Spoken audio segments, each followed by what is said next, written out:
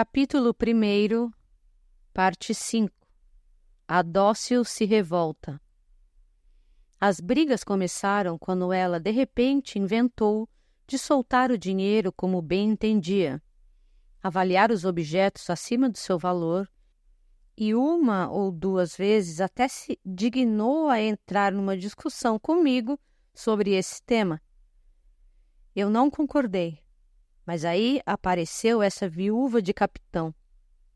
A velha viúva chegou com um medalhão, presente do finado marido, bem, como sempre, uma lembrança. Dei-lhe 30 rublos. Desfez-se toda em lamúrias, a pedir que segurassem o objeto. É lógico, vamos segurá-lo. Bem, numa palavra, de repente volta 5 dias depois para trocá-lo por um bracelete que não valia nem 8 rublos. Eu, é lógico, recusei. Ela então deve ter adivinhado alguma coisa pelos olhos da minha mulher, porque foi só aparecer quando eu não estava e essa outra já lhe trocou o medalhão. Ao me inteirar de tudo naquele mesmo dia, comecei a falar docilmente, mas com firmeza e bom senso. Ela estava sentada na cama, olhava para o chão, estalando a ponta do pé direito no capacho. O seu gesto. Um sorriso maldoso pairava nos seus lábios. E eu então, sem levantar a voz em absoluto, declarei calmamente que o dinheiro é meu, que tenho o direito de ver a vida com os meus olhos, e que, quando a convidei para minha casa, não lhe havia escondido nada. Ela, de repente, deu um salto, de repente começou a tremer toda. E o que é que pensariam os senhores? De repente começou a espernear diante de mim. Era uma fera. Era um ataque. Era uma fera tendo o ataque. Eu gelei de espanto. Por um desatino desses não esperava. Mas não me desconcertei, nem sequer fiz um movimento. E com a mesma voz calma de antes, declarei sem rodeios que a partir de então privava-a de tomar parte nas minhas ocupações. Ela deu uma gargalhada na minha cara e saiu do apartamento. O fato é que ela não tinha o direito de sair do apartamento. Sem mim não se vai a lugar nenhum. Esse havia sido o acordo ainda quando ela era noiva. Ao anoitecer, ela voltou, e eu, nenhuma palavra. No dia seguinte, também ficou fora desde a manhã, e no outro dia, a mesma coisa. Fechei a caixa e me dirigi à casa das tias. Havia rompido com elas desde o casamento. Não vinham à minha casa, nem eu a delas. Agora aconteceu que ela não tinha passado por lá. Escutaram-me até o fim com curiosidade e puseram-se a rir na minha cara. Bem feito, diziam. Mas eu já esperava o seu riso. Na mesma hora, subornei a mais jovem das tias, a solteirona, por 100 rublos, adiantando-lhe 25.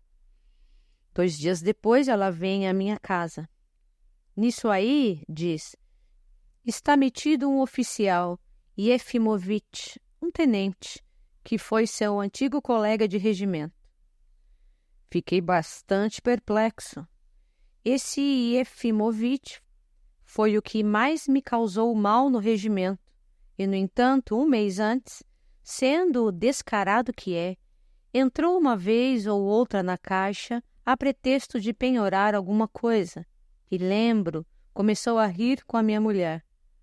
Eu cheguei a ele no ato e lhe disse que não ousasse voltar à minha casa, em consideração às nossas relações. Mas não me passou pela cabeça nada assim de muito especial. Só pensei simplesmente que se tratava de um sem-vergonha. E agora, de repente, a tia me informa que ela já tem um encontro marcado com ele e que quem estava comandando a coisa toda era uma velha conhecida das tias, Yulia Samnovna, uma viúva, e ainda por cima de um coronel. Agora é a casa dela, diz, que a sua esposa frequenta. Vou abreviar esse quadro. A coisa me custou bem uns 300 rublos, mas em 48 horas tudo estava arranjado para que eu pudesse ficar no cômodo vizinho, atrás de uma porta entreaberta, e ouvir o primeiro rendezvous a sós entre a minha mulher e Efimovitch. Enquanto esperava por isso, na véspera, aconteceu entre mim e ela uma cena curta, mas muito significativa para mim. Ela voltou antes do anoitecer, sentou-se na cama, olha para mim com zombaria e bate o pezinho no capacho. De repente, enquanto eu olhava para ela, esvoaçou-me na cabeça a ideia de que durante todo aquele último mês, ou melhor, durante as 2 últimas semanas, ela tinha assumido um caráter completamente alheio. Pode-se até mesmo dizer o caráter avesso. Revelava-se uma criatura rebelde, agressiva, não digo descarada, mas indisciplinada e à procura de desassossego. Que chamava o desassossego? A docilidade, porém, atrapalhava. Quando uma criatura dessa se revolta, ainda que passe dos limites, é sempre evidente que ela só está violentando a si mesma, instigando-se a si mesma, e que ela é a primeira a não conseguir lidar com a sua pureza e a sua vergonha. É por isso que essas criaturas, às vezes, excedem a tal ponto a medida que você não acredita no seu próprio senso de observação. Já uma alma habituada à perversão, ao contrário, sempre vai abrandar, fazer sujeira pior, mas mantendo as aparências da ordem e do decoro, cuja pretensão é levar vantagem sobre os senhores. Quer dizer que é verdade que o senhor foi expulso do regimento porque não teve coragem de se bater num duelo? Perguntou-me de repente a queima-roupa, e os seus olhos começaram a brilhar. É verdade. Por um veredito dos oficiais, fui convidado a me afastar do regimento. Se bem que eu mesmo, aliás, já tivesse pedido baixa antes disso. Você foi expulso como covarde? Sim, eles me julgaram covarde. Mas eu recusei o duelo não porque fosse covarde, e sim porque não quis me submeter ao seu veredito tirânico e provocar um duelo quando eu mesmo não via ofensa. Sabe, aqui eu não aguentei. Ter feito uma ação de revolta contra uma tal tirania e ter aceito todas as consequências acabou mostrando muito mais valentia do que quaisquer duelos. Eu não aguentei.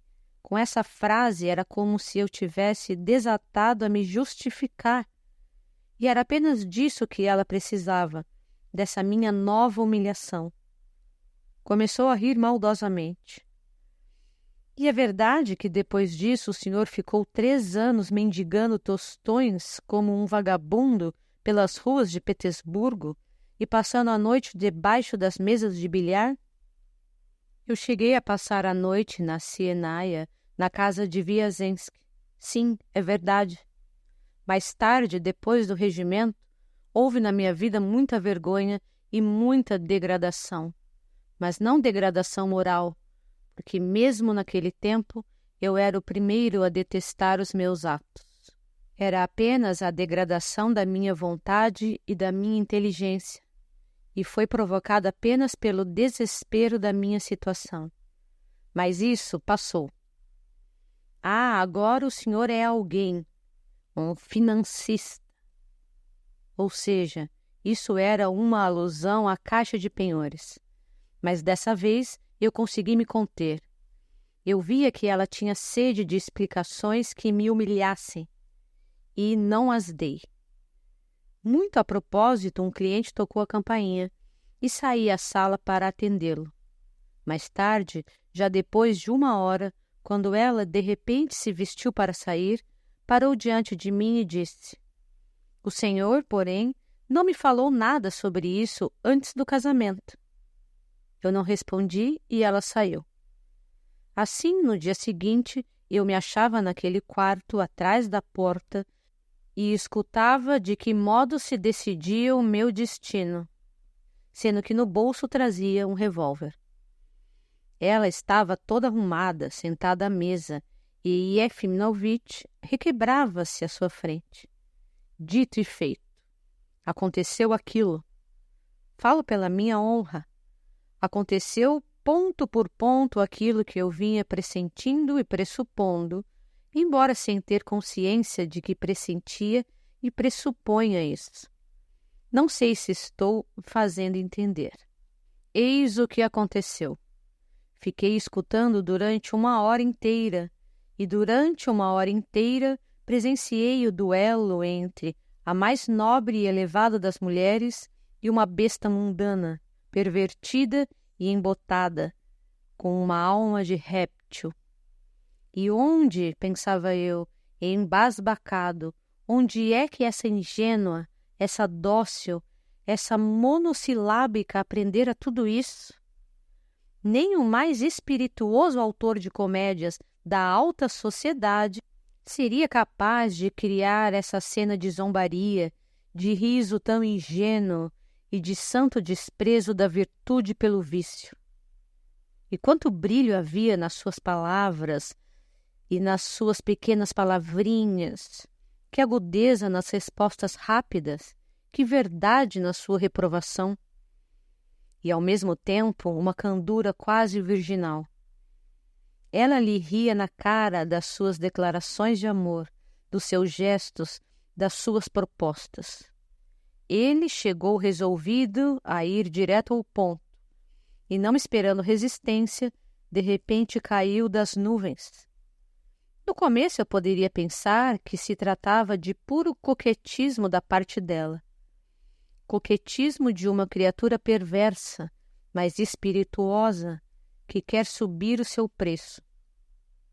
Mas não, a verdade começou a brilhar como o sol, e era impossível duvidar. Apenas ódio de mim, um ódio afetado e impetuoso. Ela, inexperiente, poderia decidir-se a armar esse encontro, mas quando chegou a hora, os seus olhos logo se abriram. Essa criatura simplesmente estava louca para me ferir, fosse como fosse. Mas, atrevendo-se a tal sujeira, não suportou a desordem. E uma criatura como ela, imaculada e pura, possuidora de um ideal, poderia seduzi-la um Efimovic ou qualquer uma dessas bestas da alta sociedade? Ao contrário, ele foi motivo apenas de riso. Toda a verdade ergueu-se da sua alma e a indignação despertou sarcasmo no seu coração. Repito, esse palhaço por fim murchou completamente e estava ali sentado todo carrancudo, mal respondendo, tanto que até fiquei com medo de que ele ousasse insultá-la, tomado por um baixo sentimento de vingança. E torno a repetir, essa cena, palavra de honra, eu a escutei até o fim, quase sem espanto. Era como se eu tivesse encontrado algo já conhecido. Era como se eu tivesse ido ao seu encontro. Fui, sem acreditar em nada, em nenhuma acusação, apesar de ter levado o revólver no bolso. Eis a verdade. E poderia eu tê-la imaginado diferente? Por que é que eu a amava? Por que é que eu lhe dava valor? Por que é que eu tinha me casado com ela? Ah, é claro que eu estava bem convencido do quanto ela me odiava então, mas estava convencido também do quanto ela era pura. Acabei com a cena de repente abrindo a porta. Efimovic deu um salto. Eu a peguei pela mão e a convidei a sair comigo. Efimovic se recompôs e explodiu de repente numa gargalhada larga e retumbante. Ah, contra as sagradas leis do matrimônio eu não protesto. Pode levá-la, pode levá-la. E fique sabendo, gritou ele no meu encalço, embora com o senhor, um homem de bem, não possa se bater, mesmo assim, por respeito à sua dama, estou às suas ordens. Se é que o senhor, aliás, aceita correr o risco. Ouça! Detive-a um segundo na soleira da porta. Logo após, nenhuma palavra durante todo o caminho de casa. Eu a levava pela mão e ela não resistia. Ao contrário, estava terrivelmente perplexa, mas só até em casa. Ao chegar, sentou-se numa cadeira e cravou o olhar em mim. Estava extraordinariamente pálida, embora os lábios tivessem logo tomado forma de zombaria. O olhar já era de desafio solene e severo, e, pelo visto, nos primeiros minutos estava seriamente convencida de que eu a mataria com o revólver. Mas em silêncio tirei o revólver do bolso e o coloquei sobre a mesa. Ela olhava para mim e para o revólver. Notem, esse revólver era-lhe familiar. Eu já o tinha adquirido e carregado desde a abertura da caixa de penhores. Ao abrir a caixa, decidi não manter cães enormes nem um criado forte, como faz, por exemplo, um Moser. Na minha casa, quem abre a porta aos fregueses é a cozinheira. Mas, lidando com o nosso ofício, é impossível abster-se, por via das dúvidas, da autodefesa, e eu adquiri um revólver cheio de balas. Nos primeiros dias, assim que entrou na minha casa, ela se interessou muito por esse revólver, fez perguntas, e eu lhe expliquei inclusive o mecanismo e o sistema, além do que a convenci uma vez a atirar ao alvo. Notem tudo isso. Sem prestar atenção ao seu olhar de susto, eu, semi-despido, me deitei na cama. Estava muito fatigada. Já eram cerca de 11 horas. Ela ainda continuou sentada naquele mesmo lugar, sem se mexer, por mais ou menos 1 hora. Depois apagou a vela e se deitou, também vestida, junto da parede no sofá. Era a primeira vez que não se deitava comigo. Notem isso também.